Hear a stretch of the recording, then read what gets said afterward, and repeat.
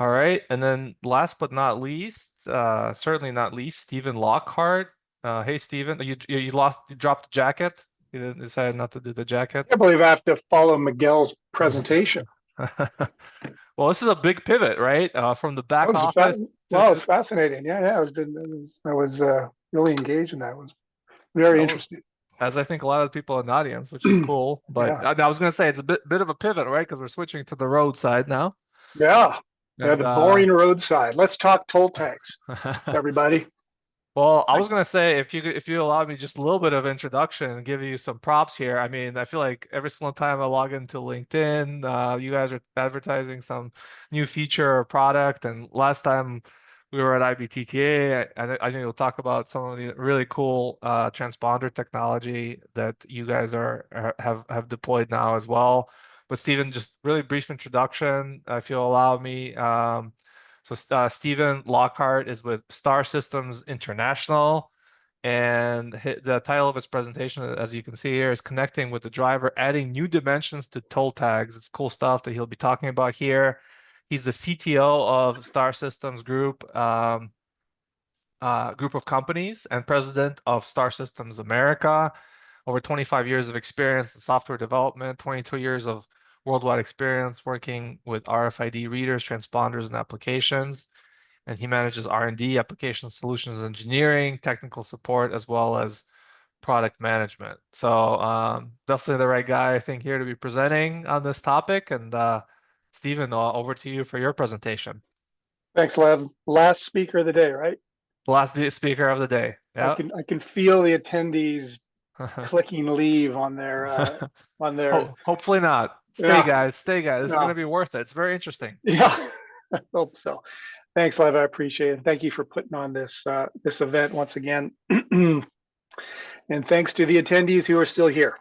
Um, so transponders. I'm going to talk a little bit about transponders and you know um, some other products and features that we've released recently. The transponder really is the uh, understated but resilient part of the toll system. Has been for many years. I know there's a lot of work being done on the V2X side of the house. In fact, I think tomorrow we're going right into that. Yes. A lot of V2X a lot of V2X talk tomorrow. Um, and eventually it's gonna. I don't think I'm breaking any news when eventually to say that eventually V2X is going to be the way things go. Um, but how do we get from here to there, and what does that look like is certainly a little bit up for grabs. Um, what I want to just talk a little bit about today was ways that toll operators can possibly leverage toll tags to get a stronger connection with their customers, with their drivers. And also if there's ways that the transponder can help us transition to whatever whatever V2X becomes. So just a brief word about Star Systems for those of you who don't know us. We're not a systems integrator. We don't make back office software. We don't make lane software. We don't make cameras. What we do is provide, we feel, the best performing RFID systems for high performance tolling in the world. This includes multi-protocol readers, antennas, and transponders.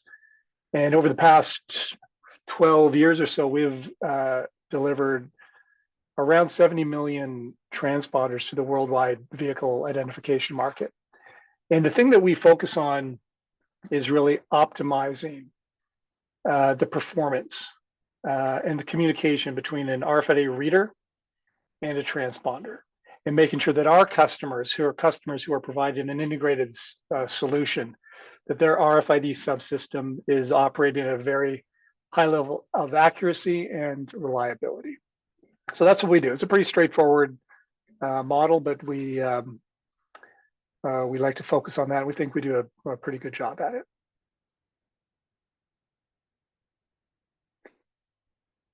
As far as products go, I'm just going to talk briefly about two well, three, I should say, product features or new products that we've launched in the last little while. People tend to know us for our Titan and Titan Pro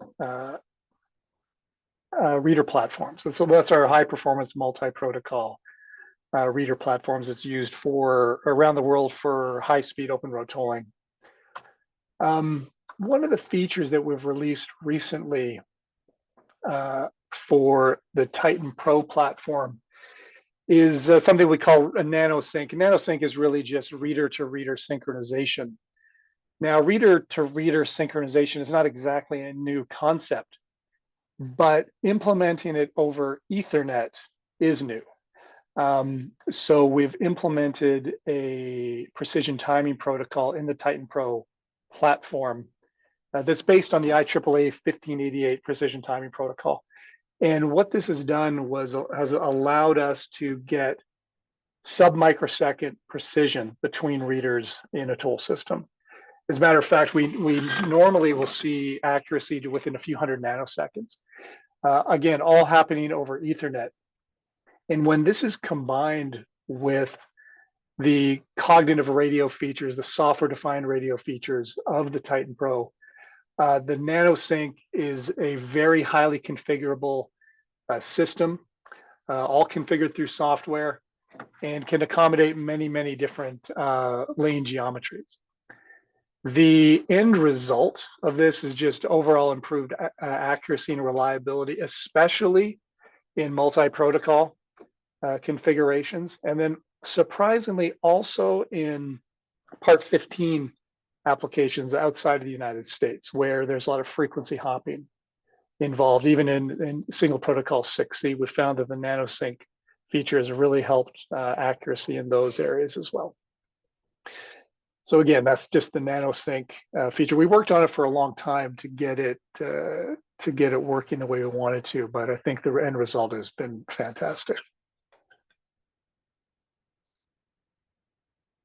Moving on to the LaneMaster lane mapping tool. This is a tool. It's one of those products that is really homegrown from the sense that it was just a tool that we used internally for years. I mean, over a decade going back, we used this ground-based lane mapping tool when we go to a customer site if we're trying to diagnose a problem or helping a customer with fine-tuning the RFID performance of their system.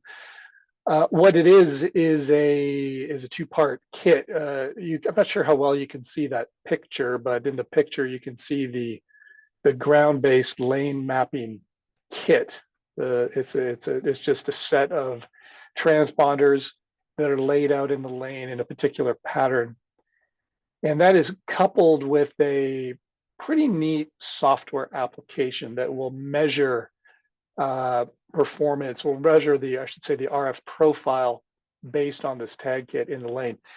And the nice thing about the tool is it can make these measurements very quickly, and I would say more importantly, consistently from lane to lane and gantry to gantry across your entire toll system. Traditionally, a technician or installer would, and I've done this myself, hold a tag in their hand, hold it on a stick, wave it around, say, hey, the toll zone starts, or excuse me, the read zone starts here, it goes over here, it ends here on the left, and it ends here on the right. And you write down a couple of measurements. What this tool does, though, is will reliably collect data from the lane, preserve it for analysis to make sure that, hey, we've set up the lane properly the way we want to. And more importantly, I think, preserve it for future use. So, once you get a lane set up, you get your lane optimized for performance, you put it into service, it runs at the expected level of accuracy. Then some point down the road, a year or two, maybe longer, all of a sudden you notice a dip in performance. So now you have to diagnose that issue. Now there's a lot of things you can do to diagnose it. One of the things that you can do, though, is to review the data that you collected at the installation of the lane and then go out and repeat the measurement. And if you repeat the measurement and you look at the data from the repeated measurement and from the initial measurement, and they're the same, well, that's a good indication that the problem is not necessarily with the RF profile. You can look, you can spend your time looking elsewhere in the system. But if the new test shows a difference in the tag in the RF profile, at least you know you need to resolve that at a very base level. You need to resolve the RF footprint, the profile of that system before you can move on to the next step. So it can be very useful from a diagnostic point of view. And whenever we show this to, especially field guys and girls who see this in the field, they love it. But it's a very useful tool, the LaneMaster. That is available now from us.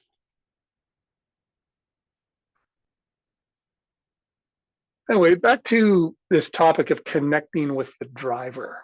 You know, the transponder it's really quite a forgettable product, really. And I suppose that's a good thing. You know, traditionally it has been used to identify a vehicle. Typically, a toll operator wants a one-to-one relationship with the transponder and vehicle so that they can identify it and properly bill it. But is there a way that a toll operator can leverage a transponder to have an improved connection with the driver?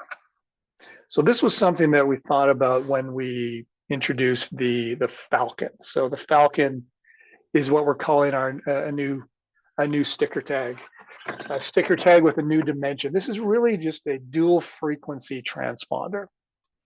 Dual frequency in the sense that it supports both the UHF frequencies for the traditional reader to transponder communication, but it also supports an HF interface that allows the driver to interact directly with the transponder. And this is all in a sticker form factor. So one sort of obvious use case for this is with the hot lanes or express lanes. And for those of you who might not know it, a hot lane or a high occupancy toll lane or express lane is just a lane that you pay to use, but the charge can be different depending on the number of occupants in your vehicle. So if you have 3 people in your vehicle, you might pay less than if you are a solo driver, for example. Now, typically, this is solved with a hard case tag. A hard case tag with a physical switch that allows the driver just to manually move a switch to self-declare the number of occupants in the vehicle. One thing that the Falcon can do, this switchable sticker tag, is remove the need for a physical switch and replace it with an interface through, say, an app on your phone. So this is just a little video. Hopefully the video is coming through. Excuse me. Okay, so here's an example of an app. I'm just going to pause it so I can talk a little bit about it. So this is just a generic app, and it's going to allow us to check the current HOV setting of this tag. So here it says it's currently set to 1 occupant. And then he's going to go ahead and apply a different value. In this case, he's changing it to 3 occupants, 3 plus. And then he's going to check it again just to show that it's been changed. So this is really just replaced the physical switch in this case. And it's worthwhile pointing out that all that's happening is that the driver is manipulating the HOV status bits of the transponder. Those of you familiar with the 6E coalition and the encoding specification will know that the HOV status is just a few bits in the tag ID. And all that's happening is that the driver is changing those bits through the HF interface, through the app. There's actually shared memory between the 2 sides of the frequency band. The other thing that is, I think, pretty valuable here is that with this product, there's actually no interaction with the back office system. Okay, so the toll operator can introduce these transponders into their toll system without having to make any changes to the back office system or their lane side system. To the reader, to the system, it looks like just like any other transponder. The only difference is that the switch is being performed by the driver through the app. And what the app also does is it allows the toll operator to have a greater connection with their driver as well. So that is the Falcon, the switchable transponder, the switchable sticker tag.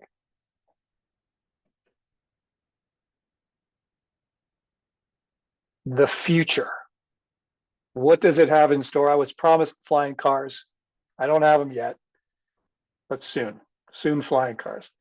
But what's going to happen with transponders and V2X? We're getting closer. I mean, there's conferences about it. I think there's a whole day about it tomorrow, like I said. We're getting closer. When? It's hard to say. It's no secret that vehicles are getting more and more sophisticated. More and more technology is being added to vehicles. Change, as we all know, takes time. And things need to be tested. Different solutions need to be checked out. Well, what do we do in the meantime? Is there a way for a transponder to help us transition this gap? So something that we coined the term T2X, transponder to everything. This transition using a transponder to allow us to connect to other systems, other platforms, other devices as sort of an interim step on the road to V2X. V2X is coming. What does that transition look like? We feel that a transponder to help connect us to these other devices is a very interesting interim step. So it just goes back to the fact that RFID is well established. It's been used for a long time. There's already a substantial infrastructure set up for transponders and UHF transponders. A dual frequency transponder with an HF interface allows a very interesting path to a transition to whatever V2X ends up being.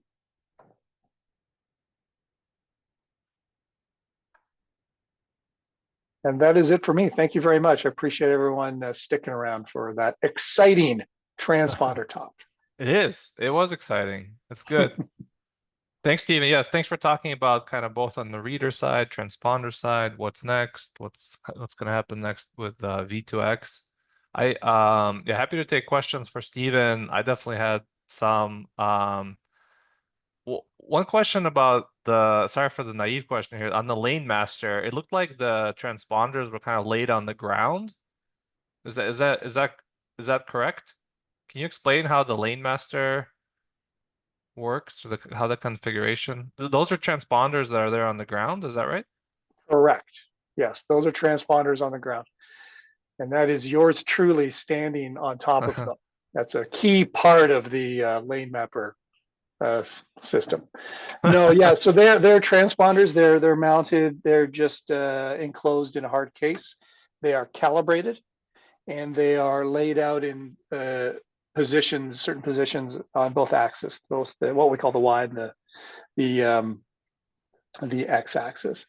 And they are positionally notated, and the software system that is paired with this tag kit knows the ID of each transponder, where it is on the ground, things like that. And it takes measurements from each of them. And, it's interesting.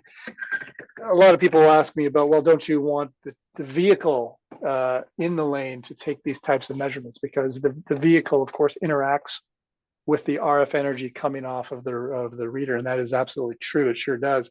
And you do eventually want to involve a vehicle, multiple vehicles, when you're characterizing your lane. But removing the vehicle eliminates reflections from the vehicle, and it gives you a true sense of the uninterrupted RF energy coming off of the antenna, which helps you when you're comparing that pattern from lane to lane and plaza to plaza. And that's something that the LaneMaster does for you. But you're correct. Those are tags lying out on the ground. Okay, yeah, I was just a little confused. I guess that they were going on the ground, but Yeah, um, they go on the ground. By having them on the ground, it actually reflects. It reduces the amount of reflection from the ground. A big part of a big thing that causes reflection, of course, is the ground. Because the energy is being transmitted directly into the ground for the most part, and so you do get reflection from the ground itself. And we try to eliminate that with a ground-based tag kit. got it.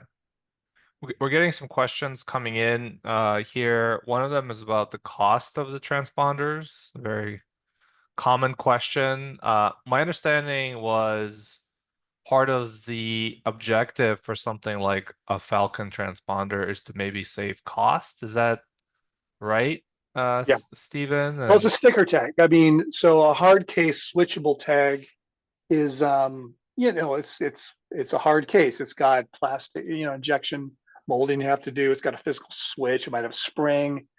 It might have to have, depending on how many positions you need, it might have multiple chips in it. Just manufacturing it takes a lot more work than a sticker tag. So a sticker tag, just from a straight up manufacturing point of view, is lower cost than a hard case transponder. is there an order of magnitude cost difference that you guys advertise or Not exact, like a lot of things, it just depends on the volume. yeah, The flip side is the chip that we're using here. It's more expensive than just a standard single frequency chip. So, it's not the same cost as UHF only tags, but it is certainly lower than the hard case options. got it. Another question is about the V2X tolling. And I think this is from Joe Avercamp. Honestly, this is a question that I have myself. And when we were preparing for the next session, session four, I was asking this, but I don't know if you have an opinion on this, Stephen. When we say V2X, do we mean vehicle to roadside via dedicated short range communication connection or to the wide area network via 5G connection? I encounter some confusion as to the terminology. I can say maybe as you're thinking about, I don't know if you have a, th a thought on this, Stephen, but when I asked the panelists in session four, I think they would probably say both could be appropriate and both could qualify as V2X, basically using roadside equipment or using a wide area connection like a 5G connection. I think we're going to talk about both both versions of V2X tolling tomorrow. But Joel, did we answer your question or do you want to elaborate or?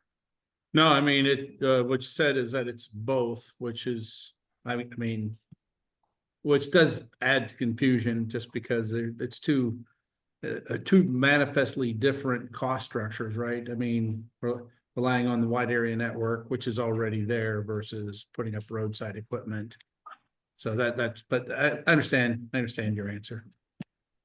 X is very broad and wide reaching. It is. The X is X part everything. of V2X, yeah. So I think that's one of the things about, because there's a lot of work to be done. I think before we from here to there, and our thought about it, there's got to be a transitional or multiple transitional steps between now and then, and we think that a tag that can help with that transition could be valuable. Fair Yeah, enough. Thanks, Stephen. yeah, definitely. It's a good selling point. Come back tomorrow and we'll dive more into and you guys Get can ask ready the for tomorrow. yeah, You won't believe. You won't believe it.